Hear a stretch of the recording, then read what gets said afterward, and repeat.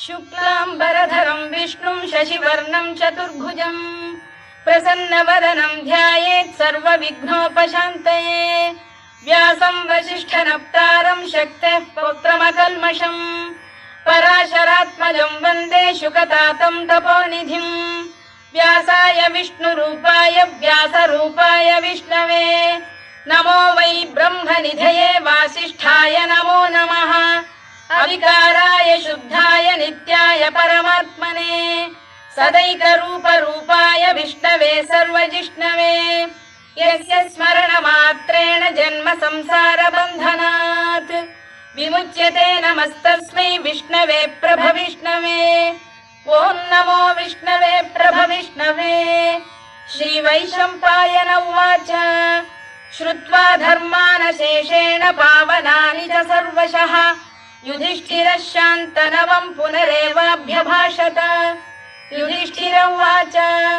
किमेकं दैवतं लोके किं वाप्येकं परायणम् स्तुवन्तः कङ्कमर्चन्तः प्राप्नुयुर्मानवा शुभम्।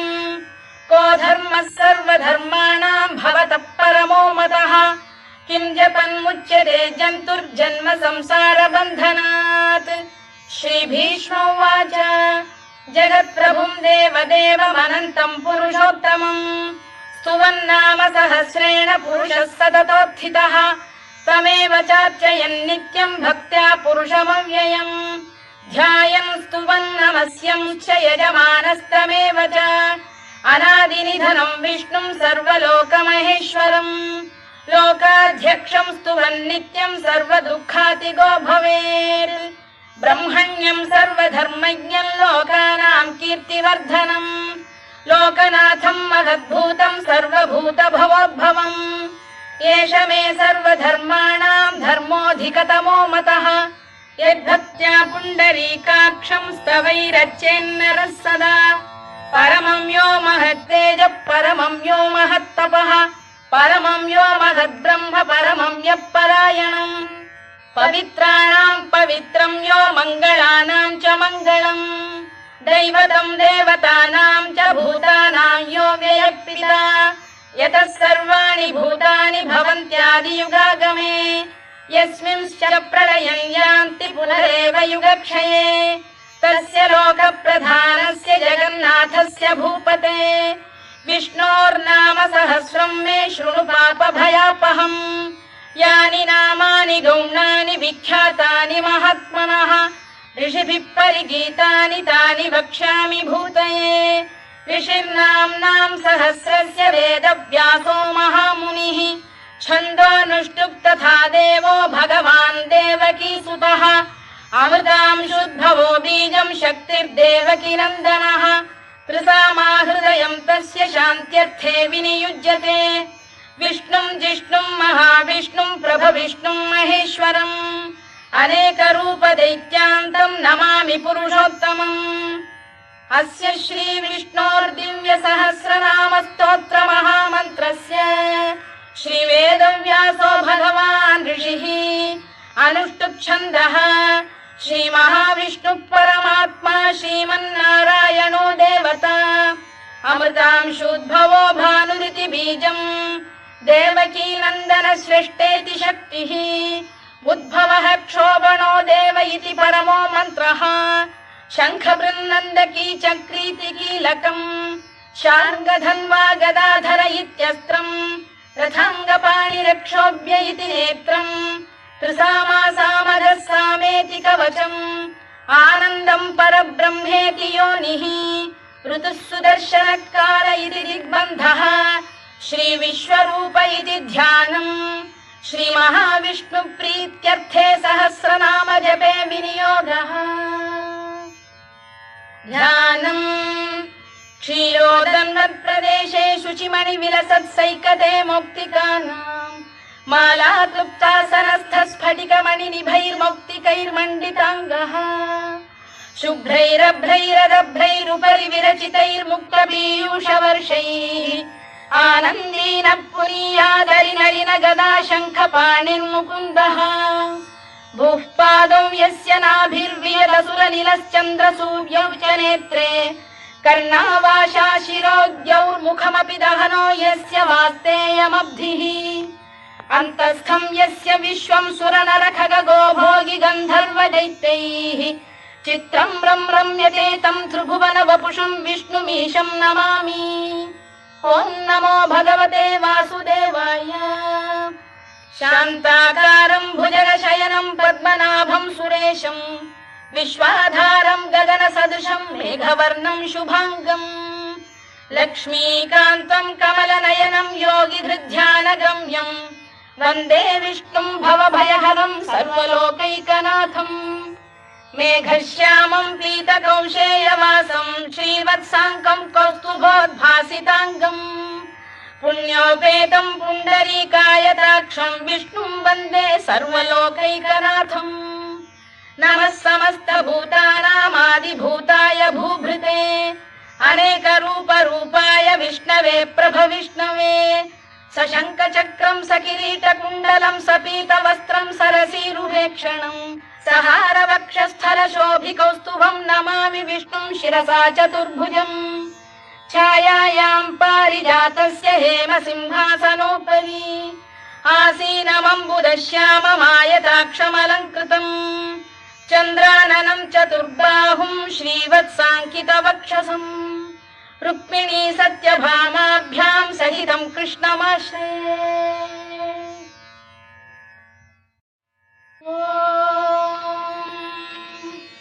विश्वं विष्णुर्वषत्कारो भूतभव्य भवत्प्रभुः भूतभृद्भावो भूतात्मा भूतभावनः भूतात्मा परमात्मा च मुक्तानां परमागतिः अव्ययः पुरुषः साक्षी क्षेत्रज्ञोऽक्षर एव च योगो योगविदां नेता प्रधानपुरुषेश्वरः नारसिंहवपुः श्रीमान् केशवः पुरुषोत्तमः सर्वः शिवस्थाणुर्भूतादिर्निधिरव्ययः सम्भवो भावनो भर्ता प्रभवः प्रभुरीश्वरः स्वयंभूः शम्भुरादित्यः पुष्कराक्षो महास्वनः अनादिनिधनो धाता विधाता धातुरुत्तमः अप्रमेयो ऋषिकेशः पद्मनाभोऽमर प्रभुः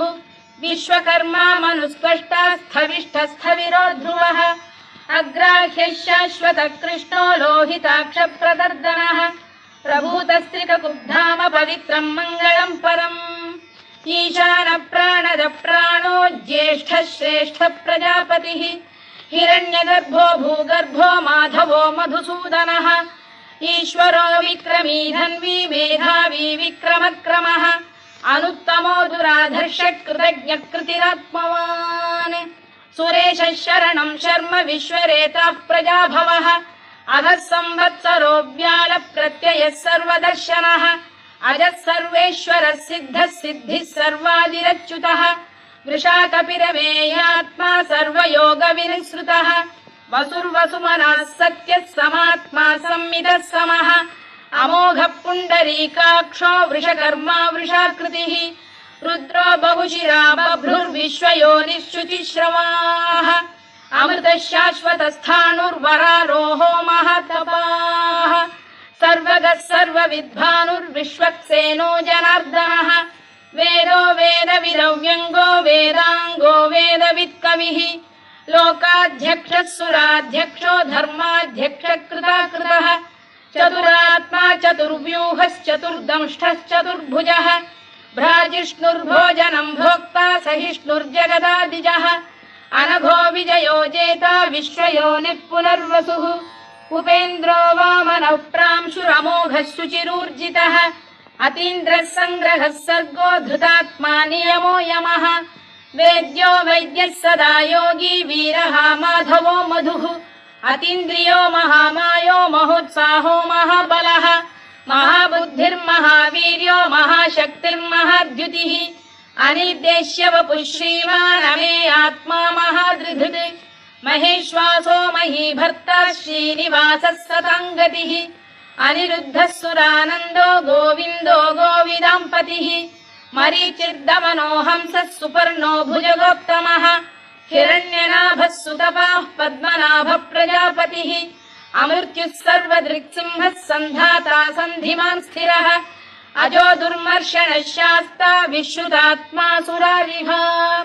गुरुर्गुरुतमो धाम सत्यः सत्यपराक्रमः निमिषो निमिषस्रग्वी वाचस्पतिरुदारधीः अग्रणीर्ग्रामणी श्रीमान् न्यायो नेता समीरणः सहस्रमूर्धा विश्वात्मा सहस्राक्षः सहस्रपात् आवर्तनो निवृत्तात्मा संवृतः सम्प्रवर्धनः अधः संवर्तको वह्निरनिलो धरणीधरः सुप्रसाद प्रसन्नात्मा विश्वधृत् विश्वभुग्विभुः सत्कर्ता सत्कृतः साधुर्जह्नुर्नारायणो नरः असंख्येयो प्रमेयात्मा विशिष्टः शिष्टकृच्छुचिः सिद्धार्थः सिद्धसङ्कल्पः सिद्धिदः सिद्धिसाधनः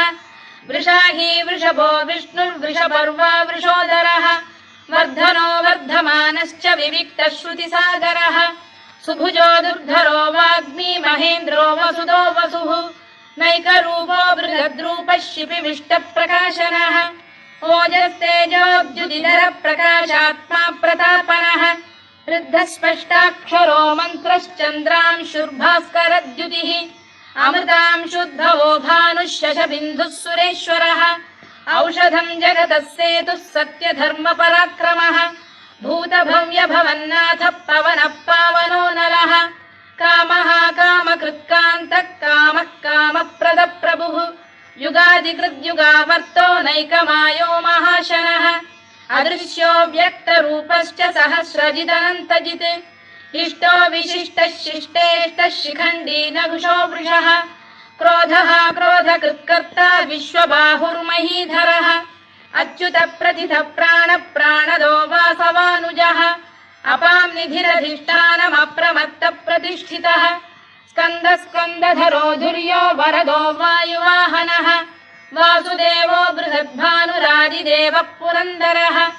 अशोकस्तारणस्तारः शूरः शौरिर्जनेश्वरः अनुकूलः शतावर्तः पद्मी पद्मनिभेक्षणः पद्मनाभोरविन्दाक्षः पद्मगर्भः शरीरभृत् महर्धिर्वृद्धो वृद्धात्मा महाक्षो गरुडध्वजः अतुलः शरभो भीमः समयज्ञो हविर्हरिः सर्वलक्षणलक्षण्यो लक्ष्मीवान् समितिञ्जयः विक्षरो रोहितो मार्गो हेतुर्दामोदरः सः महीधरो महाभागो वेगवानमिताशनः उद्भवः क्षोभणो देवः श्रीगर्भः परमेश्वरः करणं कारणं कर्ता विकर्ता गहनो गुहः व्यवसायो व्यवस्थानः संस्थानस्थानदो ध्रुवः परद्धिः परमस्पष्टस्तुष्टः पुष्टः शुभेक्षणः रामो विरामो विरतो मार्गो नेयोनयोनयः वीरः शक्तिमतां श्रेष्ठो धर्मो धर्मविदुत्तमः वैकुण्ठः पुरुष प्राण प्राणद प्रणव पृतुः हिरण्यगर्भः शत्रुघ्नो व्याप्तो वायुरधोक्षजः ऋतुः सुदर्शनकारः परमेष्ठी परिग्रहः उग्रः संवत्सरो दक्षो विश्रामो विश्वदक्षिणः विस्तारस्थावरस्थाणुः प्रमाणं बीजमव्ययम् अर्थोऽनर्थो महाकोशो महाभोगो महाधनः अनिर्विण्णस्थविष्ठो भूर्धर्मयूपो महामखः नक्षत्रनेमिर्नक्षत्री क्षमः क्षामः समीहनः यज्ञयुज्यो महेज्यश्च क्रतुः सत्रं सदाङ्गतिः सर्वदर्शी विमुक्तात्मा सर्वज्ञो ज्ञानमुत्तमम् सुव्रतः सुमुखः सूक्ष्मः सुघोषः सुखदः सुहृद् मनोहरो जितक्रोधो वीरबाहुर्विदारणः स्वापनः स्ववशो व्यापी नैकात्मा नैककर्मकृत् वत्सरो वत्सलो वत्सी रत्नगर्भोधनेश्वरः धर्मकृद्धर्मी सदसक्षरमक्षरम् अविज्ञाता सहस्रांशुर्विधाता कृतलक्षणः गभस्तिनेमिः सप्तस्तः सिंहो भूतमहेश्वरः आदिदेवो महादेवो देवेशो देवभृद्गुरुः उत्तरो गोपतिर्गोप्ता ज्ञानगम्यः पुरातनः शरीरभूतभृद्भोक्ता कपीन्द्रो भूरि दक्षिणः सोमपोऽमृतपः सोमः पुरुजिः पुरुषत्तमः विनयो जयः सत्यसन्धो दाशार्हः सात्वतां पतिः जीवो विनयिता साक्षी मुकुन्दो मितविक्रमः अम्भोनिधिरनन्तात्मा महोदधिशयोऽन्तकः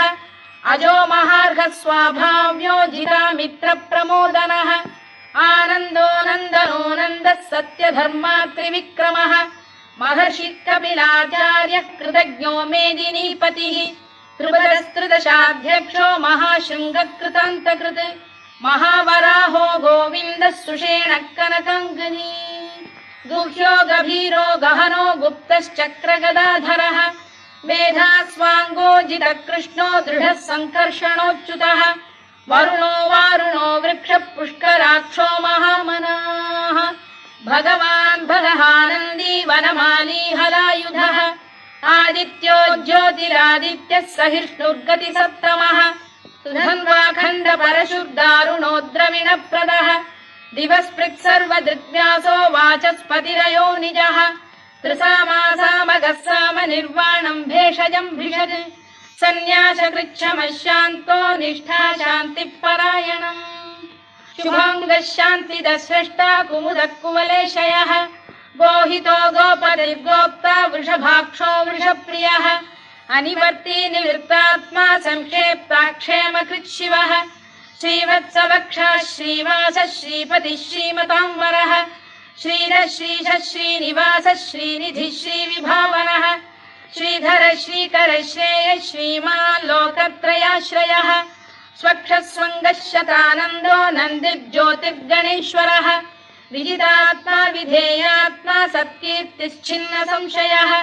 उदीर्णः सर्वतश्चक्षुरनीशः शाश्वतः स्थिरः भूषयो भूषणो भूतिर्विशोकः शोकनाशनः अर्चिष्मानर्चितः कुम्भो विशुद्धात्मा विशोधनः अनिरुद्धो प्रतिरथः प्रद्युम्नोमित विक्रमः कालनेमिनिहा वीरः शौरिः शूरजनेश्वरः त्रिलोकात्मा त्रिलोकेशः केशवः केशिहा हरिः कामदेवः कामपालः कामी कान्तकृतागमः अनिर्देश्य वपुर्विष्णुर्वीरोऽनन्तो धनञ्जयः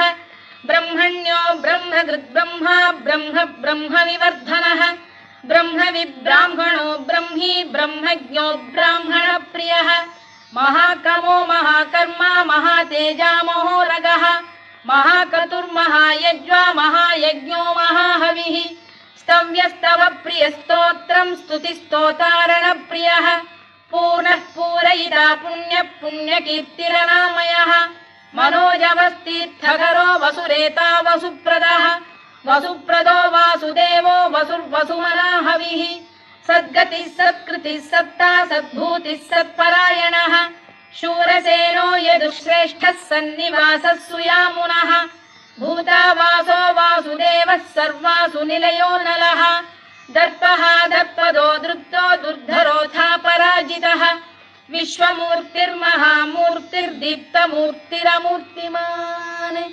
अनेकमूर्तिरव्यक्तः शतमूर्तिः शताननः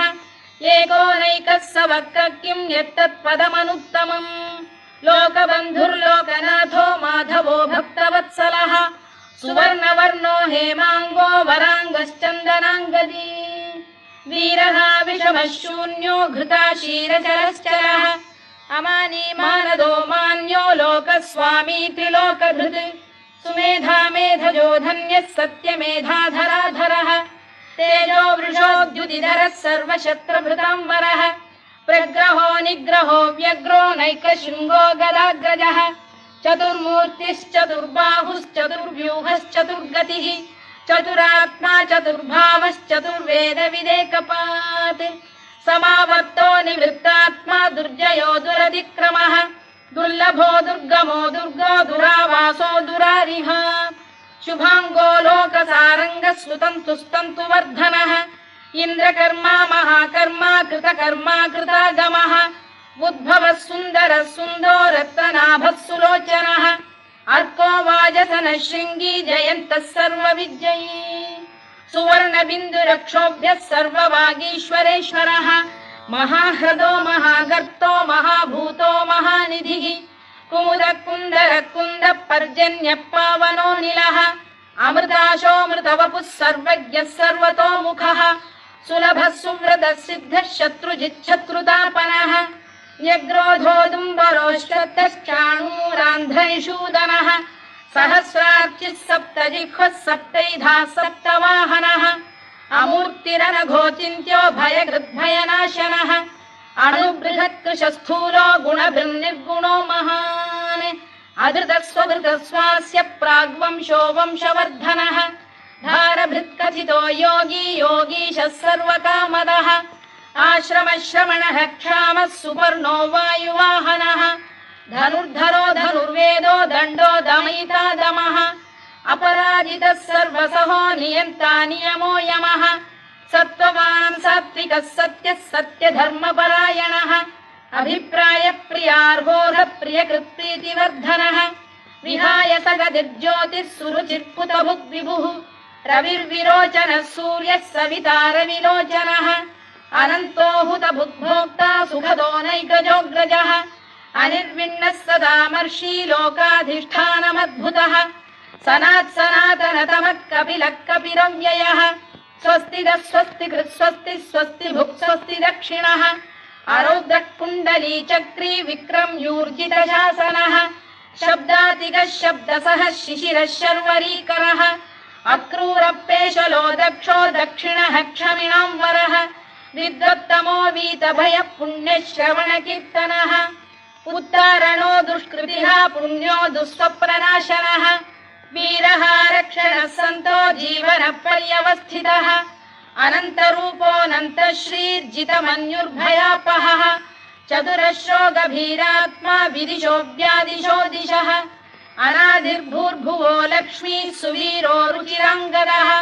जननो जनजन्मादिर्भीमो भीमपराक्रमः आधारनिलयो धाता पुष्पहास प्रजागरः